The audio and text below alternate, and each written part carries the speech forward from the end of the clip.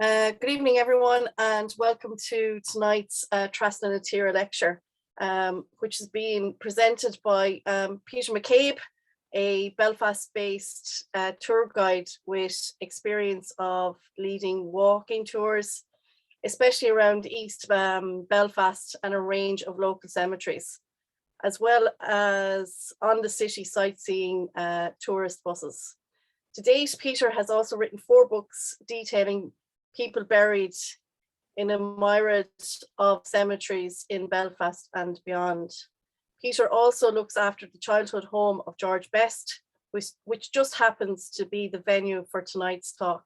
If anyone has any questions throughout the presentation, if you want to just put them in the comments link there, and we'll put them to Peter at the end of the presentation. So I'll hand it over to you there, Peter, and thanks a million for tonight's presentation.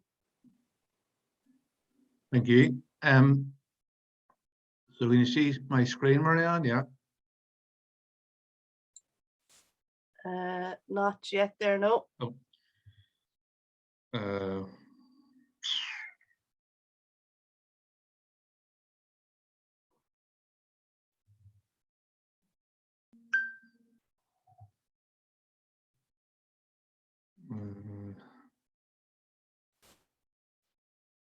Should be just a little green rectangle at the bottom, Peter, with the up arrow. In Zoom? In Zoom, yeah.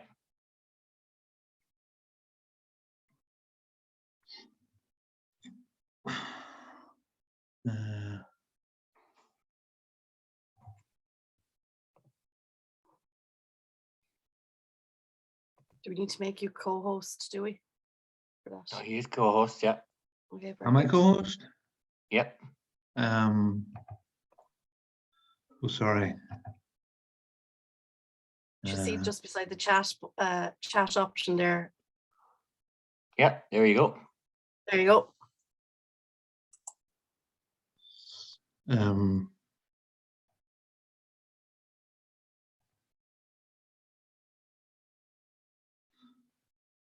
Got it now then? Perfect. Okay, good. Sorry about that. So thanks for the invite to talk to you guys tonight. So I'm going to be talking about the Holy Trinity of East Belfast. So as you'll see there, the Holy Trinity of East Belfast are Van Morrison, C.S. Lewis, and George Best. So they are represented on that mural there. It is in East Belfast, surprisingly, and it is called the Legends and Luminaries. So that's the mural, or mural as they tend to call them in East Belfast. It's on the side of the East Side Visitor Centre, and that is it in its entirety. So other people that are on this mural include, to the left, Gary Moore, the guitarist with guitarist with Thin Lizzy, who's from East Belfast. Another guitarist with Thin Lizzy there, in the middle, about 6 o'clock, is Eric Bell, again from East Belfast. To Eric Bell's right is James Ellis. Some folks might remember him out of Z Cars. Above James Ellis is a playwright, Mary Jones. To her right is an author, Lucy Caldwell. To her right, your left, is Danny Blanchard, the footballer. And then to his right, your left, is David Holmes, who's a DJ. And then above Eric Bell then is the late great Sam McCready. And then bottom right is the artist himself. So that's a guy called D. Craig. I'll mention him again shortly. But I'll say I'll be focusing on the 3 people at the top. Well, I'll say the three images at the top. So that's Van Morrison. C.S. Lewis is represented there by Aslan, and then George Best.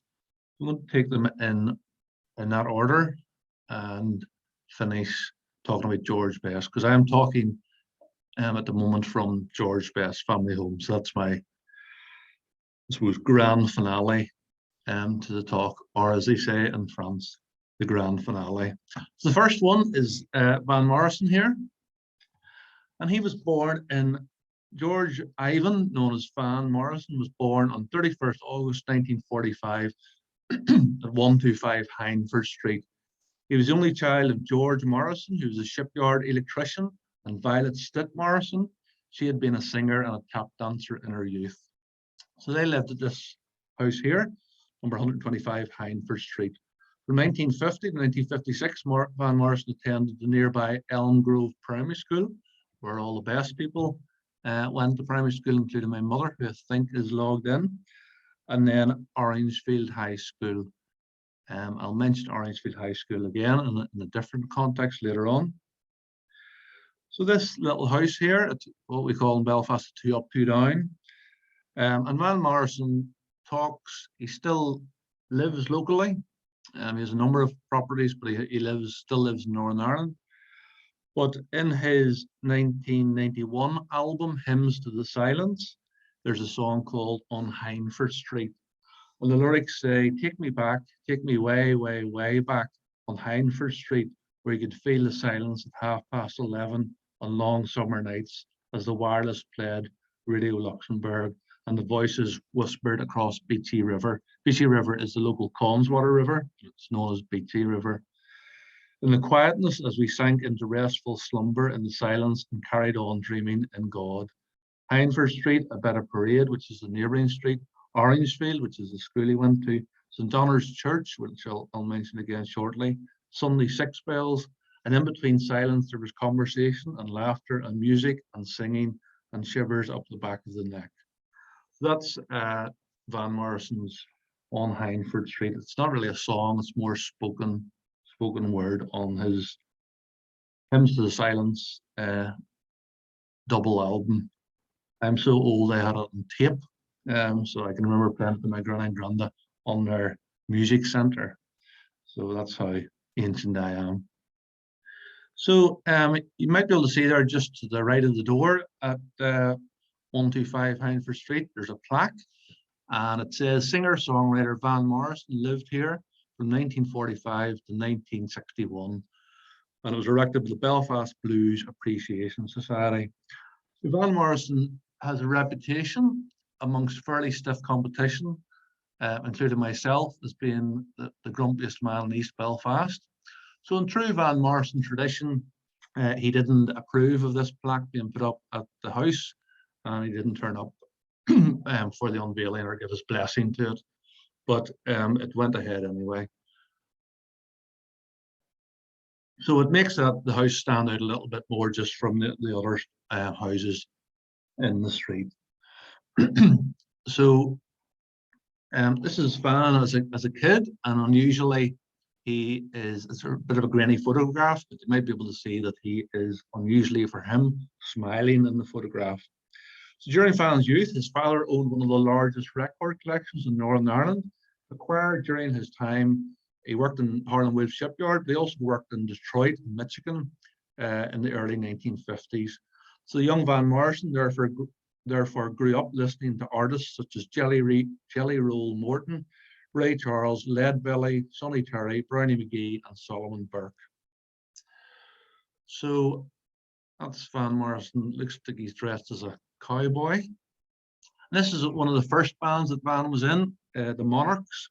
And you'll see again an unusual photograph of him smiling. He's second from the left on the front row. And then the man to the right with the glasses on at the front row, is a man called George Jones.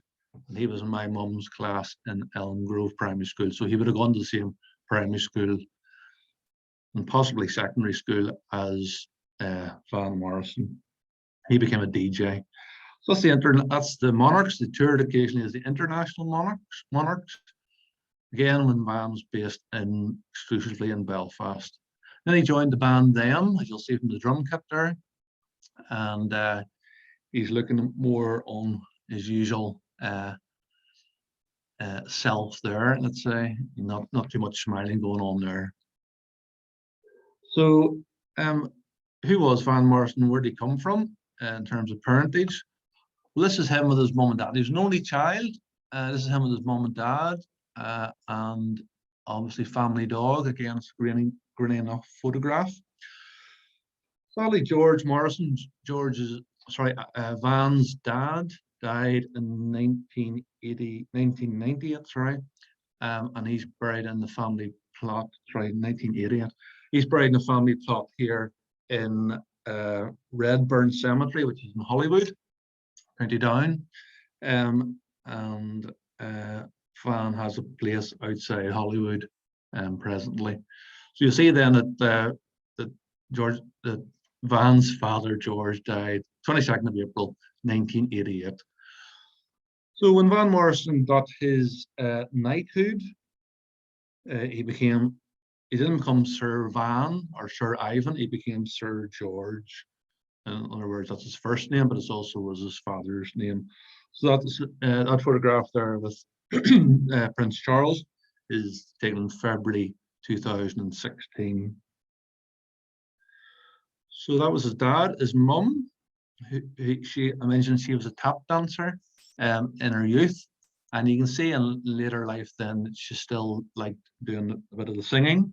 So that's her. It seems to be in a nursing home where she's gone on to visit and then entertain the guests. She worked nearby in the Ono Cork Mill, which is just down the bottom of Hindford Street. And she died in 2016. This is the order of service from her funeral. She died on the 31st of May 2016.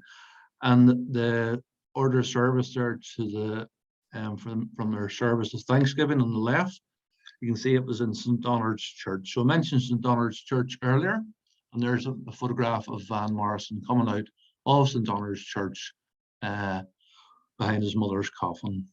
And again, in true Van tradition, he appears to have ticked the no publicity box there in that photograph.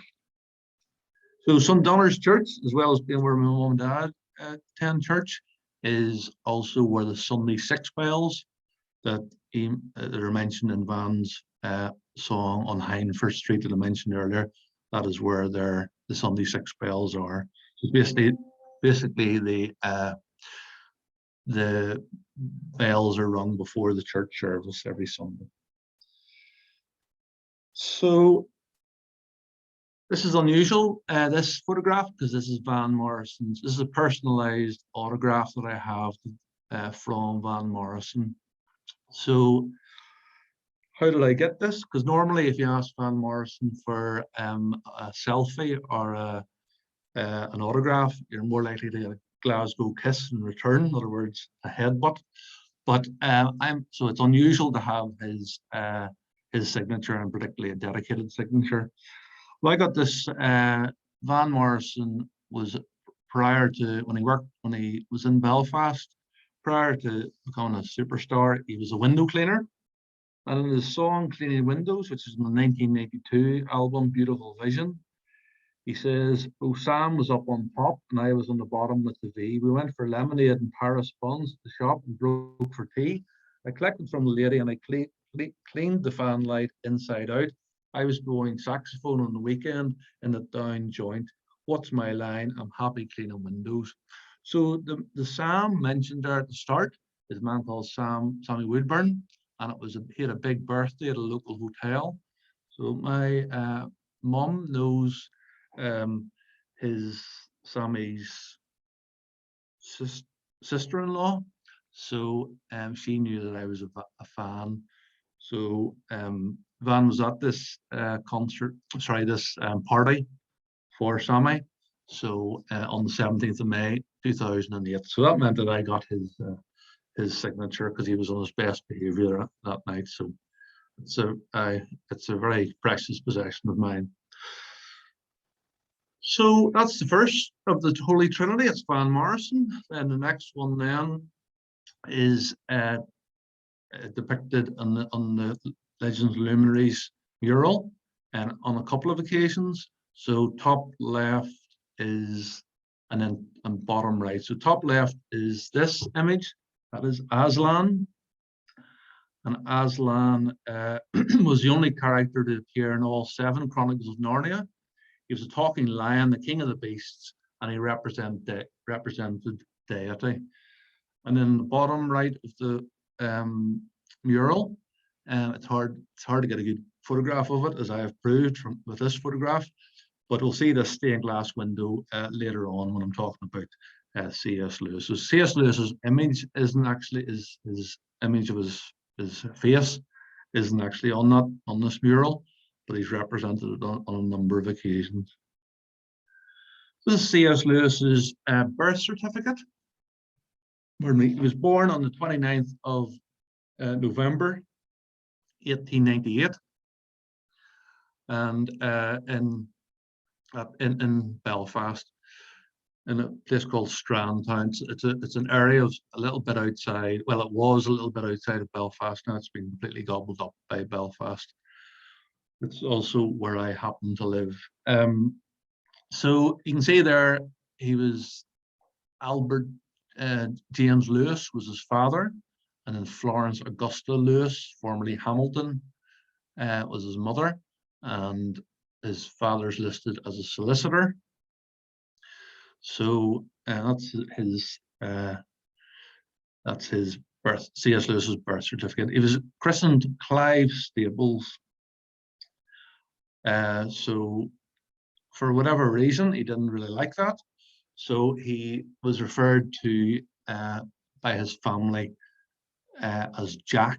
So it was a memory of a dog, and his family dog, which was killed when he was about 4. So he just referred to, he then said he wanted to be referred to as Jacksy after that. Thankfully, that was abbreviated to Jack. So that's why, for example, at the C.S. Lewis Square in East Belfast, the cafe there is called Jack's. It's a reference to C.S. Lewis's pet name in a number of ways. So this is an oil painting of the location of the paintings by Alan Seaton, and it is of Dundela Villas, where C.S. Lewis was born the 29th of November 1898. Sadly, the house is away. I'll show you shortly what is there now. But this is Lewis's original childhood home, and say his birthplace. Jack, as I'll call him, not that I was mates with him, sadly, summed his upbringing up as everything a child would need: good parents, good food, and a garden to play in. And also that's a quote, and a 7-bedroom house didn't hurt either for a happy upbringing. So Lewis, recalling his early years at Dundela Villas, said that Warney, in other words his brother, presented me with a toy garden made from moss and leaves in the lid of an old biscuit tin, that triggered a feeling of bliss that was tinged with a delectable longing, what he would later come to define as joy. So Lewis, for example, his autobiography is called Surprised by Joy. So it's supposed to be in the garden of this house, Dundela Villas, where Lewis first experienced the sensation of joy. Lewis also said, from this house and the house he's moved to subsequently, he said, from our front door, we look down over the wide fields to Belfast Lough and across it to the long mountain line of the Antrim shore, Divis, Colin, and Cave Hill. Those are 3 hills. This was in the far off days when Britain was the world's carrier, and the Lough being Belfast Lough, was full of shipping, a delight to both us boys, but most of all to my brother. Then Lewis said, the sound of a steamer's horn at night still conjures up my whole childhood. And also C.S. Lewis had a lifelong friend called Arthur Greaves, and he talked, for example, about the distant murmuring of the yards, and that would have been the shipyards of Belfast. There were a number of shipyards in Belfast, and I'll mention one of them shortly. So this is the replacement for Dundela Villas. I think you'll agree it's not exactly progress. It's an unsightly block of flats. But that's on the site of where Dundela Villas, C.S. Lewis's birth location was. And there's a plaque on the the flats. You can see there it was put up by, normally blue plaques are put up by the Ulster History Circle, but this one was put up by the C.S. Lewis Centenary Group, led or certainly inspired by a great man called David Blakely. And this was put up in 1998. In other words, that's why it's a centenary group. So born in 1898 and died 1963. I'll mention that again shortly. And he's remembered here as an author and a Christian apologist. He was born on this site. So from the flats, this to the left is a football ground. It's where a team called Dundela play. But you might be able to just to see top the photograph at 12 o'clock there, you'll see a spire, and that's the spire of St. Mark's, Dundela. So we'll mention that again shortly. You can see that the area is quite built up now, but when Lewis was living there, it was quite rural. So then he moved then about 1902 to even more out in the country. Again, it's pretty much a residential area now. This is a circular road in East Belfast, and this is number 74, and it's called, you might be able to see from the gate poster, Little Lee. So this is where the Lewises moved in. When they were moving up in the world, they moved into this huge house. So the house is more or less, in some of his recollections of his upbringing, the house itself is nearly a character in itself. So Lewis says, I am a product of long corridors, empty sunlit rooms, upstairs indoor silences, attics explored in solitude, distant noises of gurgling cisterns and pipes, and the noise of wind under the tiles, also of endless books. So no surprises then, and he became a man of books himself. So that's Little Lee, fantastic house. And there's a blue plaque from the Ulster History Circle in that, but it's hidden by the vegetation. This is Lewis at a place called Glenmackin, which is where his cousins lived. They were the wealthy Ewart family. They were big linen merchants. So they all lived in these big houses in Strandtown. So this is Lewis's mum and dad to the left. The guy with the fancy moustache is his father, Albert. The lady with the very fancy hat then is his mother, Flora. And then the photograph to the right then, it's the two of them again. And Albert is holding his two children. The older one is Warnie, and the younger one is a very young CS or Jack Lewis. So that's a very, very young, taken about 1900. So Lewis would have been less than one probably in that photograph. But again, I'll look at his parents. His mum, she was born in Cork, and she was the daughter of the rectory. So in other words, her father was a Methodist College in Belfast. She was described by the principal, Mr. McNeil, as the cleverest pupil we ever had. So that doesn't say cleverest female pupil, it just says the cleverest pupil we ever had. So she was very, very brainy, and she went on to gain a first class mathematics degree from Queen's College. So that's her bottom left of the photograph. It's grainy again, but and that's in 1886. So Queen's College, Queen's University, what is now Queen's University, was called Queen's College in those days. So that's a very, very intelligent woman. That's Flora. So in his book, Surprised by Joy, I mentioned joy earlier as well as an emotion. Jack talked about his mother's premature death at age 46 in 1908.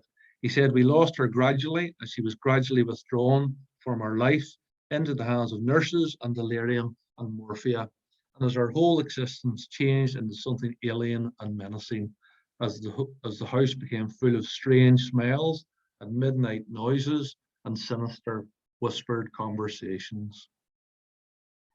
So it could be argued that if Jack or C.S. Lewis had enjoyed a much longer period with his mother, he was homeschooled by his mother up until 1908 when she passed away. It could be argued that if he had enjoyed a much longer period with his mum, he would not have had to entertain and occupy himself to such a great extent, and thus his literary output and creativity might have been notably different.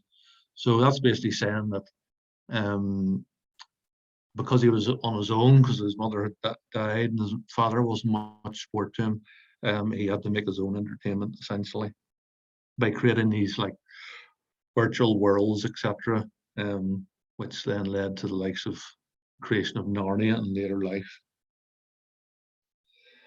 So 1908 was C.S. Lewis's Annus Horribilis, and so as well as his beloved mother dying that year, his grandfather, his paternal grandfather Richard Lewis died that year, and also did his uncle Joseph Lewis. So Lewis had a very idyllic upbringing in East Belfast, Strandtown, for the first 10 years of his life, but then he was sent away in 1908 after all those deaths to a boarding school in England, and he never lived full time again in Belfast. So a lot of people don't actually realise that C.S. Lewis was from Belfast, and he actually used a lot of the inspiration for his work was from his early years in Belfast and the rest of Northern Ireland and indeed Ireland, some of Ireland. So that's his father. He was a prosecuting solicitor in the police courts, and his main clients would have been the Belfast Corporation, in other words, the council, and the NSPCC, National Society for the Prevention of Cruelty to Children. His office was 89 Royal Avenue, Belfast. If anybody knows what Belfast is, just the opposite where the Castle Court.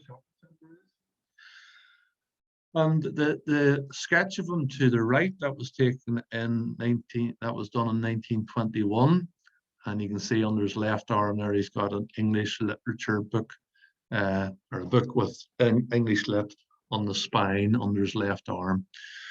So his mother was a mathematics whiz, but his father was very interested in literature. As we heard earlier, Little Lee, the family house, was full of books. So you can see there's not exactly a lot of, this is a bit awkward, as the young people will be saying these days, a bit of an awkward photograph.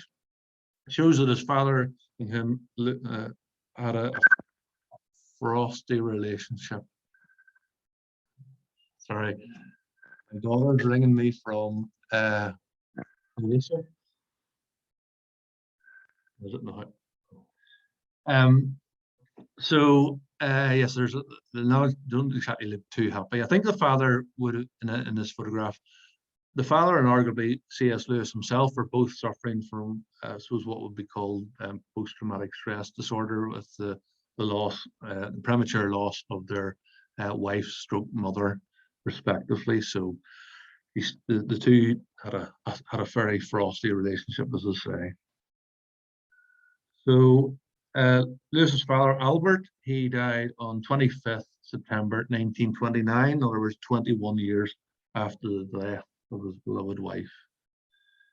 And so this is Lewis's maternal granda.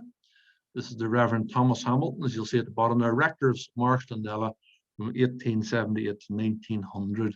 This is a photograph of him in the library in the rectory, smoking what looks to be like a huge cigar. So, and this is the rectory here. You can see another huge house as well. So that stands right beside St. Mark's, Dundela, where C.S. Lewis's granda was the first ever rector.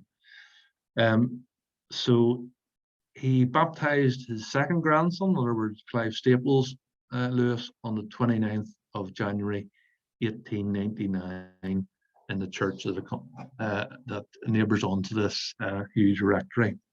It's not used as a rectory anymore. It's sadly lying a bit well, very uncared for. But you might be able to see there's a red door just to the left, sorry, the right of the bush. And if you look carefully at the door, there is this doorknob, and you can see there it's a replica of the original, which may have inspired C.S. Lewis. So, because Lewis's mother was quite ill for a number of years, Lewis would have spent a lot of time going into the rectory, and as a child, he would be met face on with this door knocker. So it is said by some that that's where he got the inspiration for the lion, from the Lion, the Witch, and the Wardrobe, was from this from this door knocker. Sadly, a couple of years ago, there was guys going around nicking stuff, pinching stuff from churches for scrap value. So then this it would have been a disaster if somebody had nicked this from the St. Mark's, the old St. Mark's rectory. So it was the original was taken away, and it's in the church safe now. So this is a replica. So say a replica of what could have inspired the lion, Aslan, in The Lion, the Witch, and the Wardrobe. So also in the church is this of St. Mark's, is this stained glass window in memory of Lewis's parents. It was unveiled in 1930. And Lewis said that he, Warney, was delighted with it being the window. Then after a drink in the Reformed pub at Gelston's Corner, we went back into town. And then the brothers then visited their parents' grave in the city cemetery. I'll show you that shortly. So this is another family shot. So this is one I showed earlier, an excerpt from it, with the Lewis brothers on their father's knee, which is surprising because he wasn't a particularly affectionate man. But if you look top left, you'll see this man, Richard Lewis. That's C.S. Lewis's paternal granda. In other words, his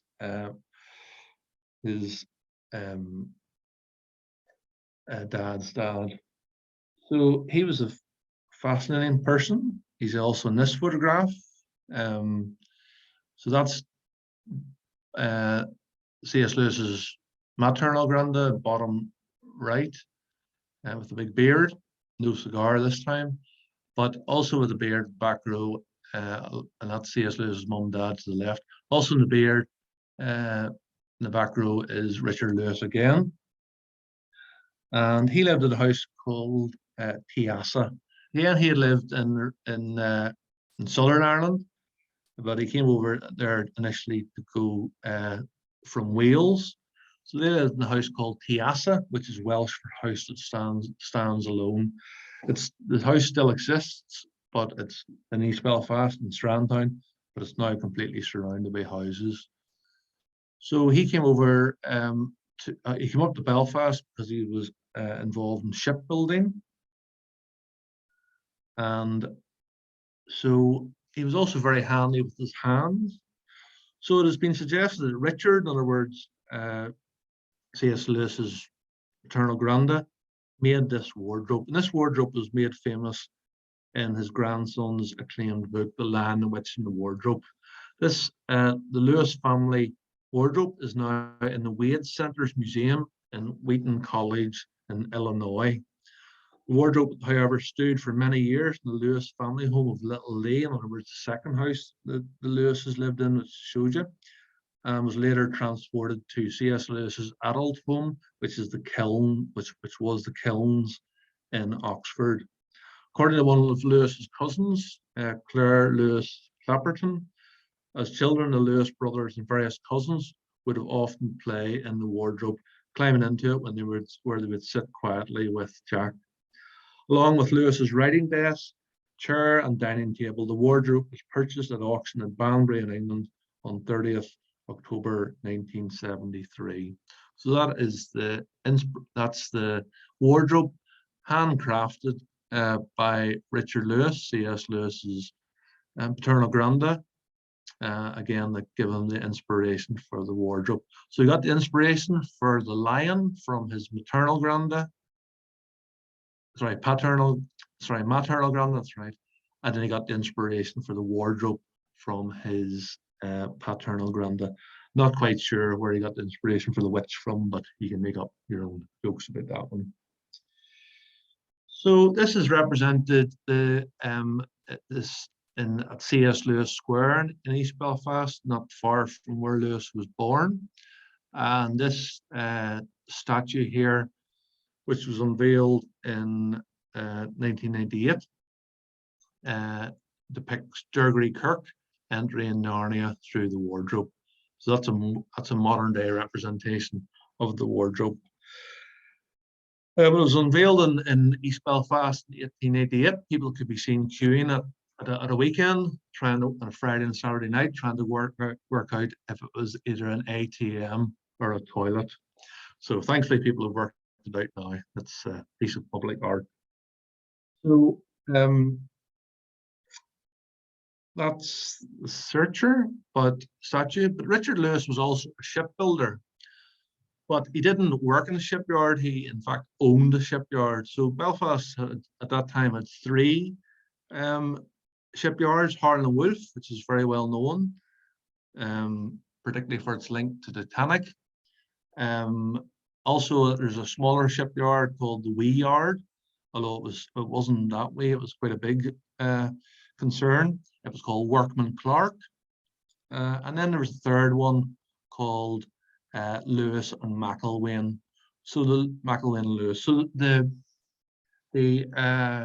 Lewis being Richard Lewis, C.S. Lewis's paternal granda.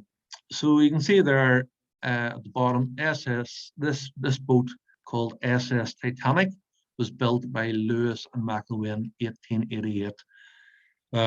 So it was a small freight steel steamer, and it weighed 1,608 tons.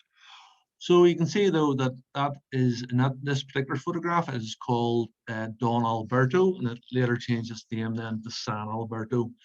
So this was the original Titanic, built by C.S. Lewis's paternal granda, his company anyway.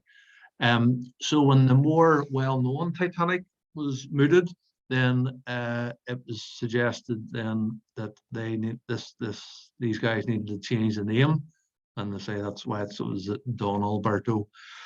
And again, it far predated the more well-known Titanic, but it also far outlived it because it was only taken out of service, I think, in the late 1930s. So, in fact, no, it could have been even later than that. So that links Lewis to the original and very lesser known Titanic.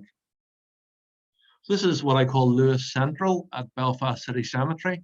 As Marianne mentioned, I have a passing interest in cemeteries. So the grave there, the cross to the right, slightly to the right, but more or less in the middle, that's C.S. Lewis's mum and dad. And also buried in that plot, there are 4 other Lewis family graves, including both sets of his grandparents. So Lewis himself, he died on the 22nd of November, 1963. That date, sorry, might ring a bell with folks, because it was, of course, the same night that Kennedy was assassinated. So Lewis was only 64. He was just a week short of his 65th birthday when he passed away in 1963, the same night that Kennedy was assassinated. So the final member of the Holy Trinity, and Lewis is now, as I mentioned, he is recognized now at the C.S. Lewis Square.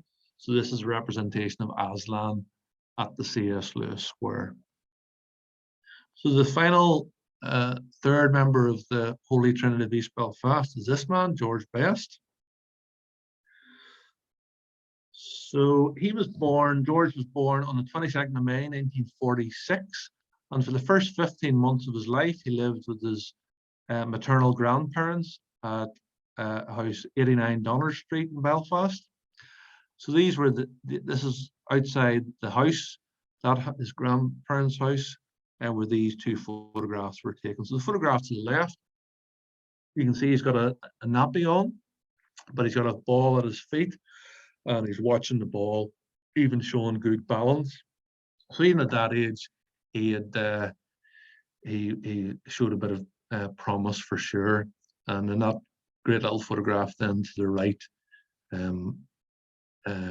shows him chasing after the ball, perhaps taking it at the same time. So then when George was about 15 months old, he moved into this house here, where I'm talking to you from, 16 Burren Way, and again in East Belfast.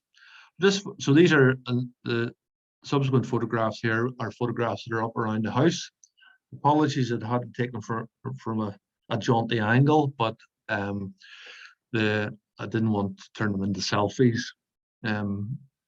reflecting my baldy head off it. So they're taken at an angle, so there's trying to not get so much of a reflection.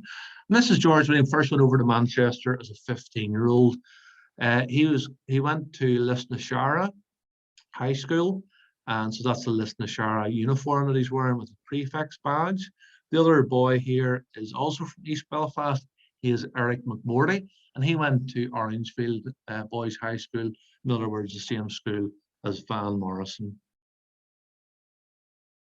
The two of them didn't know each other, although they'd heard of each other before they went over to Manchester. They both didn't settle, they didn't give themselves too long to settle, because they both came back within 24 hours, both homesick. George, of course, famously went back, and Matt Busby got in touch again. Eric McMorty played for Dundela, who I mentioned there earlier. That's their pitches opposite Dundela Villas. He played for Dundela for a year before he went back then to England. He went to Middlesbrough, and he played for them for a number of years, and he still lives in the Middlesbrough area. So the two East Belfast boys here would have been international teammates on a number of occasions, but never club teammates. So this would have been 1961 when George was 15. So the house 16 Burren Way is now an Airbnb, and but we also do tours of it. But we did what's called a retro refurb recently, and we refurbed it backwards to 1961. In other words, the year this photograph was taken. So and the year when George left to go to Manchester in search of his dreams. So again, looking at George's parents. So this is them on their wedding day, and this photograph hangs in what's known as by the family as the big room. It's the parents' room, bedroom. Shows you them on their wedding day in June 1945. And George was born in May 1946. So they weren't hanging about too much. So George got his father was a good footballer, but he got his sporting prowess primarily from his mother, and she was a good hockey player. So this photograph again is in the parents' bedroom, and it shows you George got the good looks from the mother. So you can see, like George, she was very dark colouring, and also had the famous dimple on the chin. George got married for the second time to Alex. She apparently specified that he had to get married to her cleanly shaven so that she could see his dimple. So that's the mother, very good looking woman. And this is her then in, believe it or not, in a hockey outfit. So it's quite a smart hockey outfit. But I say she would have played for, well, some say she played for Ireland, or she was on the verge of an international call-up. And the young George Best could remember going to hockey matches where his mother was playing in. So he would be either in the pram or playing with other kids on the touchline.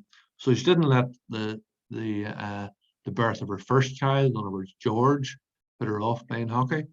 But she wasn't still playing when the sixth child arrived more than 20 years later. This is George and his mum looking very happy together here. And this photograph is just over my right shoulder, and it depicts George and his mum on his parents' 25th wedding anniversary, silver wedding anniversary. So you can see that to George's left, there's a big photograph of George, and that photograph used to hang in this house, so neighbours could see that big photograph walking past this house of George. So that's taken in this very room where I'm speaking to you from. These are a couple more family photographs. The photograph to the left features George's father, Richard, known as Dickie, and his eldest and youngest children, the only two boys in the six. So the eldest being George, and the youngest, the baby there, being Ian. So Ian's Ian was born 20 years, slightly more than 20 years after George was born.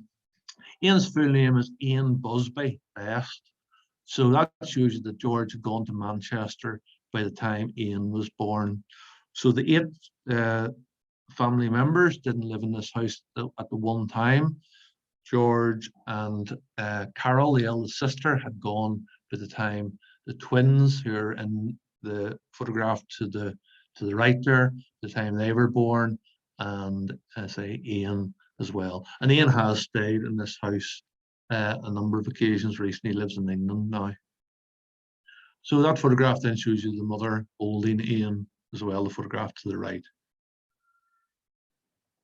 So I thought I would put this one in for you guys. This is it's not taken when George would have been living here, but there's George in the middle, and then the man to the left is Pat Jennings. So George would have roomed with Pat Jennings on international trips.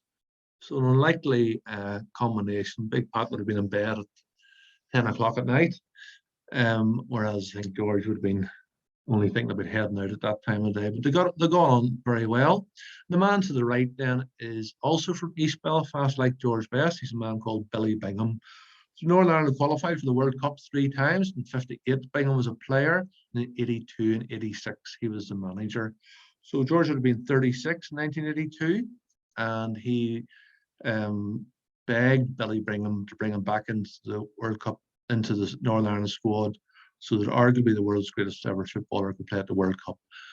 Billy Bingham wasn't having it, and Northern Ireland did very well anyway, beating the host nation Spain 1-0, and with 10 men for a good bit of the game, and also without George Best. Basically, Billy Bingham went for Norman Whiteside instead. But Billy Bingham famously didn't get on with Big Jack. And this photograph is taken at Windsor Park on the 17th of November 1993. Alan McLaughlin, the late Alan McLaughlin now, had scored a priceless equaliser, which got the Republic into a 1-1 draw, and it got them qualified for USA 1994. So there's a bit of a tense standoff between the two, who were previously friends prior to this game, and then it didn't go down too well. It was a very tense time. It was just not long after the notorious Shankill bombing, for example. So it was a very tense time. So that's Big Jack and not so big Billy. This is the Best family grave then at Roselawn, and you'll see then the mother. She sadly passed away 12th October 1978. She was only aged 56. Then George was the next to go, 25th November 2005.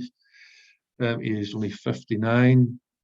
And then Dickie, it's obscured by the flowers.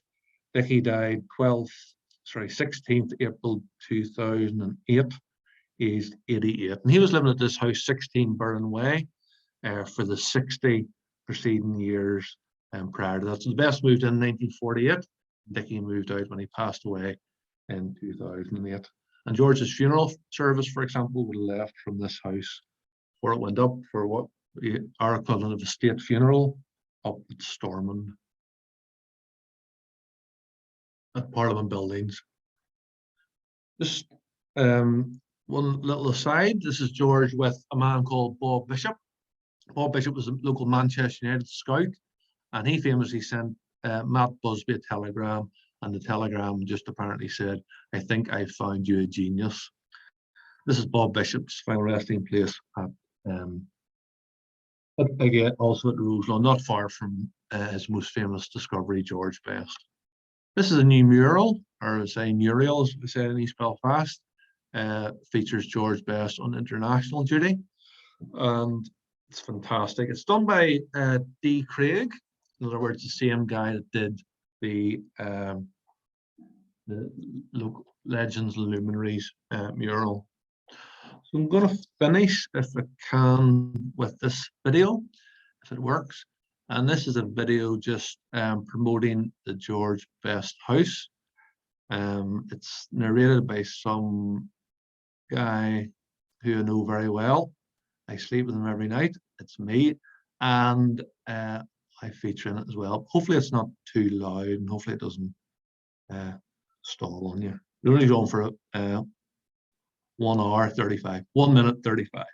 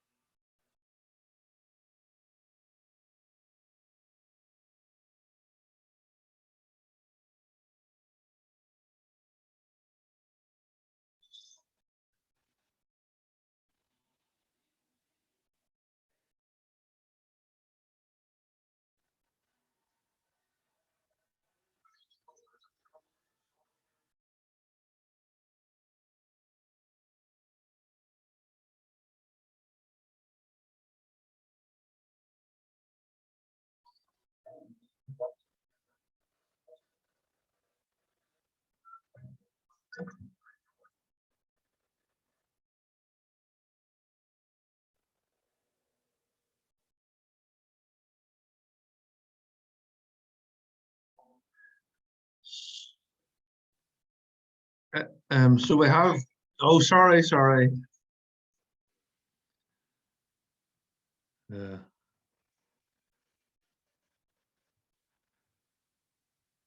How do I get off this?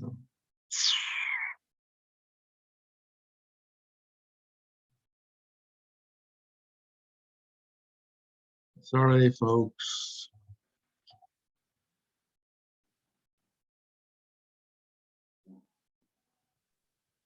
Do you want to stop screen sharing and maybe reshare again when you've edited at the right slide? I've only two more slides to go, Liam, but Okay. so stop share, yeah, okay.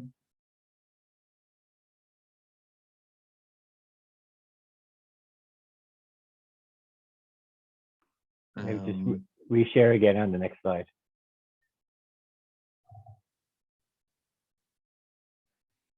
Sorry. Oh, sorry. Oh, sorry, that's it now. Is that okay, Liam, now, yeah? Yeah, that's perfect. So, sorry about that. So these are the three guides that we have at the Eastside Visitor Centre, and detailing the guides you've talked about. So the Holy Trinity of East Belfast, you'll see there the Van Morrison one is called Mystic of the East, and that's a photograph of him on Cypress Avenue. Cypress Avenue is one of the locations. So there's little QR codes on that, so you can go likes of Cypress Avenue or down to the Hollow, made famous in the song Brown Eyed Girl, and you can listen to a little excerpt of those respective songs. Then the middle, the trail in the middle, then that is the C.S. Lewis trail, and then the George Best trail is the one to the right. So those are all available at the Eastside Visitor Centre. So if you're stuck for something to do this summer, you could come up to East Belfast and do those 3 trails, and you could even stay in the George Best house. Other short-term holiday lets are available, of course. It'd be remiss of me not to mention and shamelessly plug my 4 books, sorry. So all about cemetery. So the one to the left is the first one, Belfast City Cemetery. Then the second one was Donald Cemetery. Third one is 2020. You can see there, maybe it says 20 graves in each of 20 different local cemeteries. So Derry City Cemetery, Carnmoney, where Alex Higgins, for example, is buried. And then my latest one then is Roselawn, and that's my Gran and Granda on the front cover.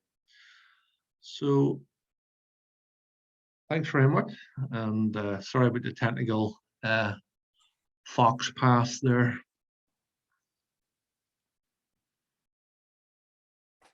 Thanks a million, Peter. That was brilliant.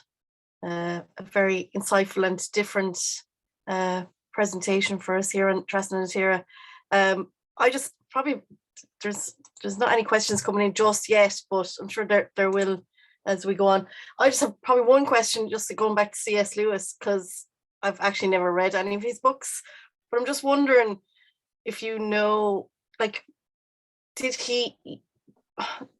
was he like famous as a writer during his time when he was alive? Because I've just seen there on Google he actually wrote quite a considerable amount of books. He's just not the Chronicles of Narnia, but he seems to be kind of quite progressive for his time.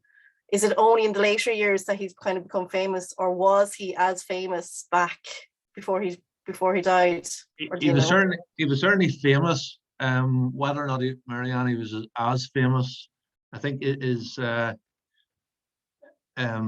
he is now. I don't think he was. The likes of the Chronicles of Narnia films have certainly introduced him to a whole new audience. So yes, he was famous when he was alive. So he didn't need to die to make himself famous, but he subsequently has become even more famous. And you know, particularly, you know, you'd be walking around the square, C.S. Lewis Square, and I've bumped into people from Jamaica, for example, who are huge C.S. Lewis fans, and New Zealand as well. So he's known throughout the world, as you know, and so we're kind of, as I mentioned earlier, the perception is that he's like from Oxford, but he's definitely a Belfast boy like the other two, and an East Belfast boy like the other two. So, and as I mentioned earlier, he was very proud of his East Belfast roots. So,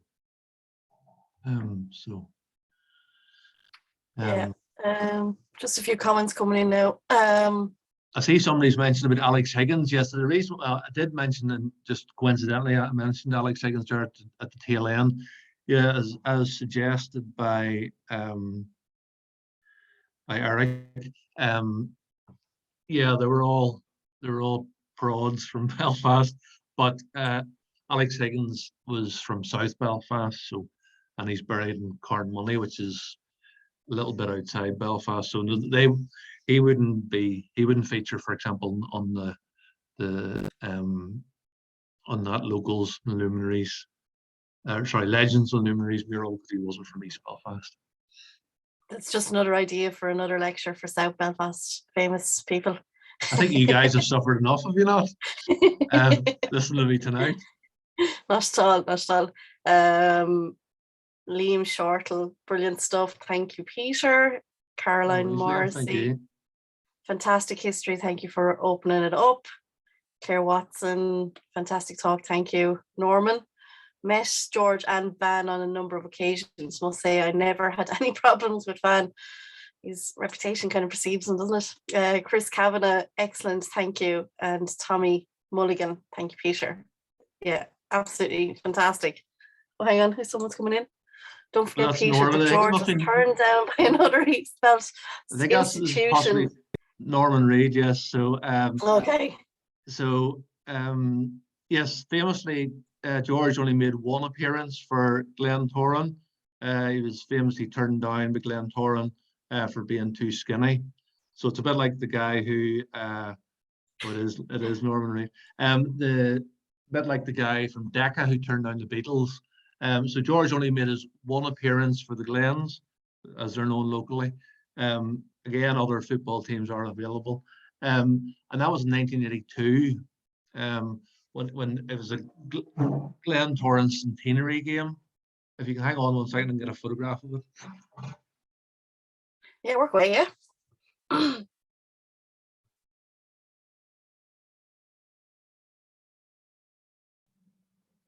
I can't see myself on the screen. We'll check here.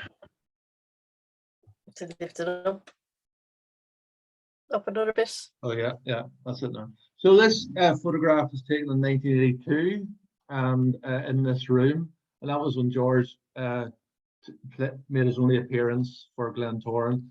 That was in their centenary year, and this photograph was taken by Mary Staven, who was George's girlfriend at the time. So it was taken in this very room.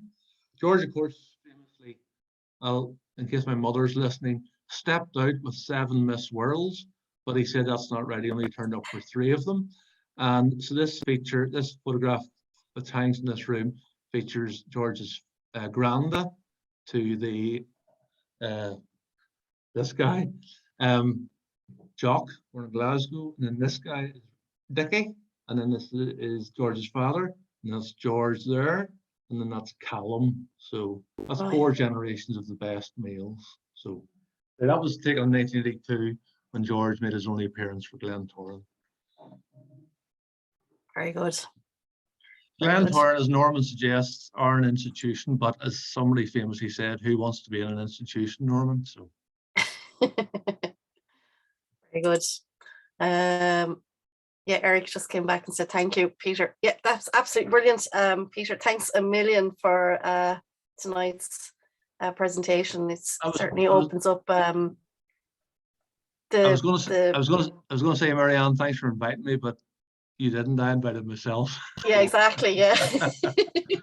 Well, sometimes you have to do these things as well, you know. So absolutely, yeah. Look, this is what this platform is about, you know, and having different types of presentations and things like that, like, you know. So we're only too happy to have people on. So thanks a million. And just for everyone's information, the presentation will be up on YouTube over the next 24 hours or so, whenever Beam gets a chance to get it up. So thanks to everyone again, and we shall talk to everyone again soon. All right, take care.